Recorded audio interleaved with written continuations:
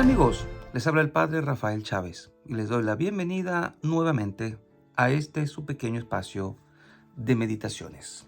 Estamos ya a domingo 28 de enero, domingo cuarto del tiempo ordinario. En el nombre del Padre y del Hijo y del Espíritu Santo.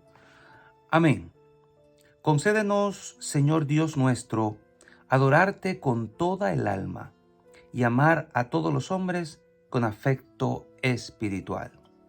Por nuestro Señor Jesucristo, tu Hijo, que vive y reina contigo en la unidad del Espíritu Santo y es Dios por los siglos de los siglos. Amén. Vámonos al libro del Deuteronomio, capítulo 18, versículos del 15 al 20.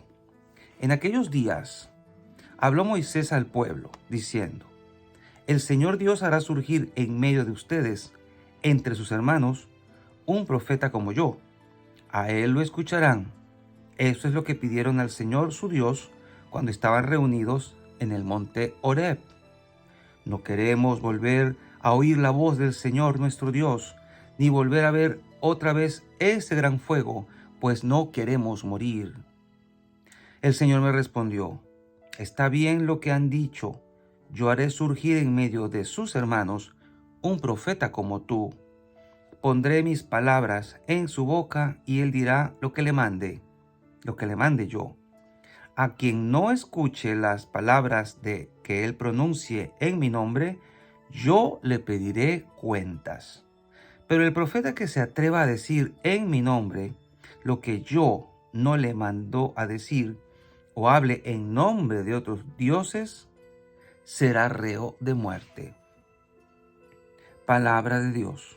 Te alabamos, Señor. Salmo 94. Ojalá escuchéis hoy la voz del Señor, no endurezcáis vuestro corazón. Venid, aclamemos al Señor, demos vítores a la roca que nos salva. Entremos a su presencia dándole gracias, aclamándolo con cantos. Ojalá escuchéis hoy la voz del Señor, no endurezcáis vuestro corazón. Entrad, postrémonos por tierra bendiciendo al Señor Creador nuestro, porque Él es nuestro Dios, y nosotros su pueblo, el rebaño que Él guía. Ojalá escuchéis hoy la voz del Señor, no endurezcáis vuestro corazón. Ojalá escuchéis hoy su voz, no endurezcáis el corazón como en Meribá, como el día de Masá en el desierto, cuando vuestros padres me pusieron a prueba y me tentaron, aunque habían visto mis obras.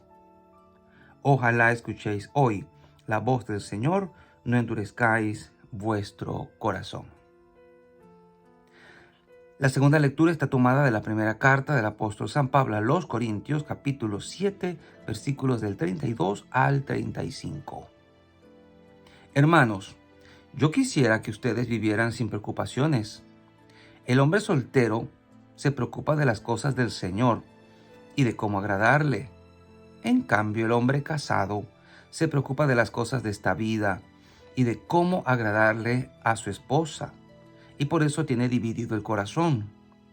En la misma forma, la mujer que ya no tiene marido y la soltera se preocupan de las cosas del Señor y se pueden dedicar a Él en cuerpo y alma. Por el contrario, la mujer casada se preocupa de las cosas de esta vida y de cómo agradarle a su esposo. Les digo todo esto para bien de ustedes. Se lo digo no para ponerles una trampa, sino para que puedan vivir constantemente y sin distracciones en presencia del Señor, tal como conviene. Palabra de Dios, te alabamos, Señor. Y el Evangelio de hoy está tomado de Marcos, capítulo 1, versículos del 21 al 28. En aquel tiempo llegó Jesús a Cafarnaúm, y el sábado siguiente fue a la sinagoga y se puso a enseñar. Los oyentes quedaron asombrados de sus palabras, pues enseñaba como quien tiene autoridad y no como los escribas. Había en la sinagoga un hombre poseído por un espíritu inmundo, que se puso a gritar: ¿Qué quieres tú con nosotros, Jesús de Nazaret? ¿Has venido a acabar con nosotros? Ya sé quién eres, el Santo de Dios. Jesús le ordenó: cállate y sal de él. El espíritu inmundo, sacudiendo al hombre con violencia y dando un alarido, salió de él. Todos quedaron estupefactos y se preguntaban: ¿qué es esto? ¿Qué nueva doctrina es esta? Este hombre tiene autoridad para mandar hasta a los espíritus inmundos y lo obedecen. Y muy pronto se extendió su fama por toda Galilea. Palabra del Señor. Gloria a ti, Señor Jesús. Y bien, Deuteronomio. ¿Qué está pasando en este episodio del capítulo 18? Un pueblo lleno de temor. Un pueblo que no quiere oír la voz de Dios. Un pueblo que no quiere morir, pero que se está alejando de Dios. Y Dios tuvo que hacerle caso. Este pueblo tenía miedo de la palabra, miedo de la voz. Y entonces Dios, por complacerlos, les mandó profetas. Isaías, Jeremías, profetas a los que les costó mucho, digamos, dar el mensaje. Porque a esta gente no les fue fácil tampoco creerle a los profetas, porque cuando hablaban en nombre de Dios, ellos podían traer mensajes que no gustaran a los oídos. Y ese es el gran reto del profeta, que va a tener que hablar en nombre de Dios. Y Dios, como no va a tener preferencias por nadie y va a decir siempre la verdad, Él no va a halagar los oídos. Cuando tenga que mandar a decir algo fuerte y algo duro, lo va a hacer. Y el profeta, en obediencia, va a decirlo. Y el profeta se va a ganar la rabia, la indignación y el mal querer de sus oyentes. Este es pues el destino de todos los profetas, porque en realidad es lo que le hicieron a Dios en Cristo Jesús. El desprecio y mucho de la incredulidad, si vemos el desenlace de la vida de Jesús. Pero fíjense que al final de este fragmento, Dios también les declara la gravedad de profetizar cosas falsas. Por eso aquel que haya recibido el don de profecía tiene que discernir muy bien de dónde viene el mensaje que está intentando entregar. Hacerlo en comunidad, discernir muy bien, porque aquellos eran otros tiempos.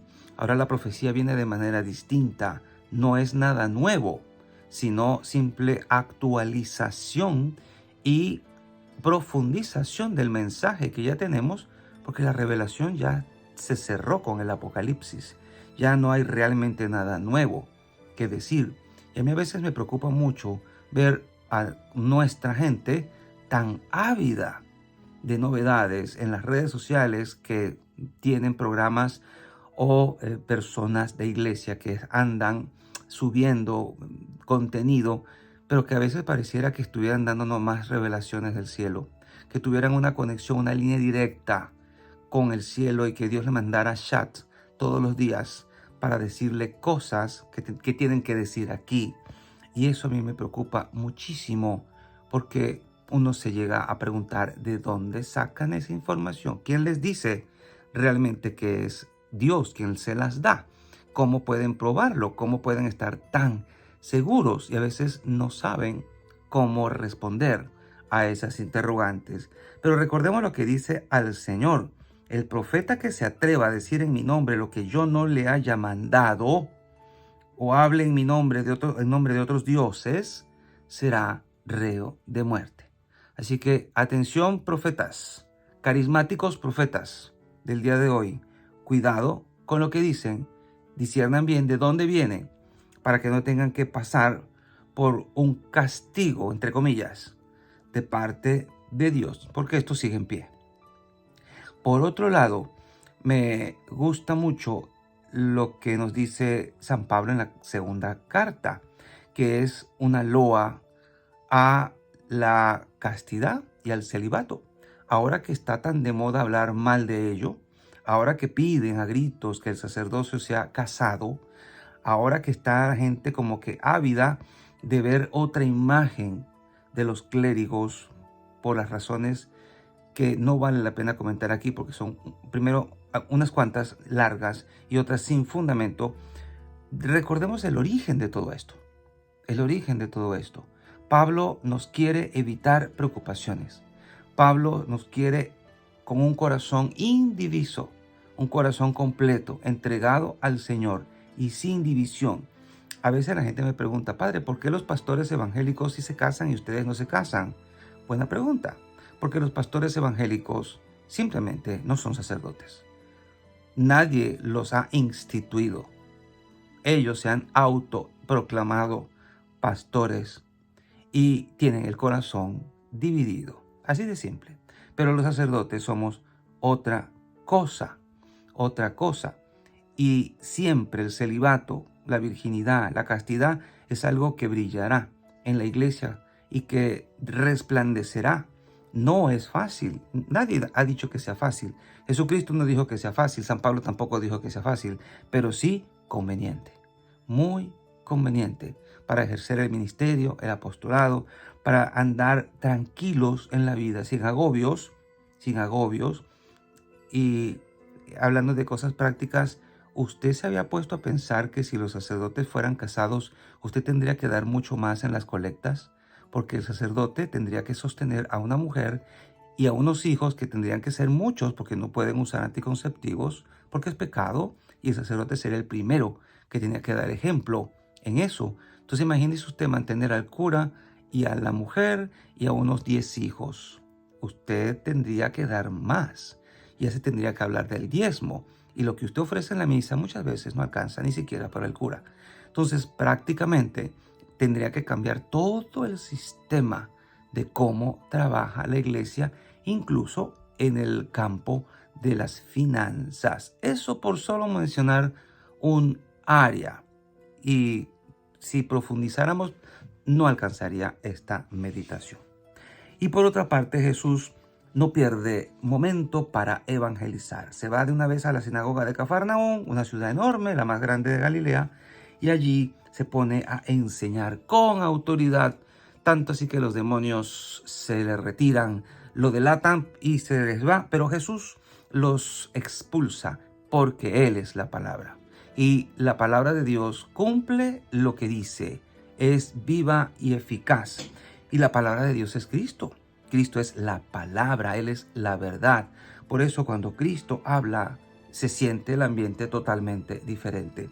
Porque Él ha venido a traernos un mensaje que perdura, un mensaje verdadero, y no como los escribas que solo daban interpretacioncitas y que no llegaban a ningún lado. La vida misma de Cristo, digamos que apoya, sustenta y respalda todo lo que Él está diciendo y la gente se da cuenta. Todos los milagros, incluso los exorcismos que hizo en aquel lugar, atestiguan la veracidad de lo que Él está diciendo. ¿Cómo está tu relación con la palabra? ¿Lees la Biblia? ¿Crees lo que allí está diciendo, lo que allí está escrito? ¿Reconoces a Jesús como el Hijo de Dios, como el Verbo encarnado, como aquel que vino a revelarnos al Padre, como aquel que nos envió el Espíritu Santo? Retomemos la lectura de la Sagrada Escritura y reconozcamos la autoridad de Jesús en nuestras vidas, en todos los campos, porque Él nos hizo, Él nos creó y su palabra nos dice cómo funcionamos, cómo ser felices, cómo llegar al cielo. Y la bendición de Dios Todopoderoso, Padre, Hijo y Espíritu Santo, descienda sobre cada uno de ustedes y les acompañe siempre. Y seguiremos en contacto, si Dios lo permite, a través de este canal. Chao, chao.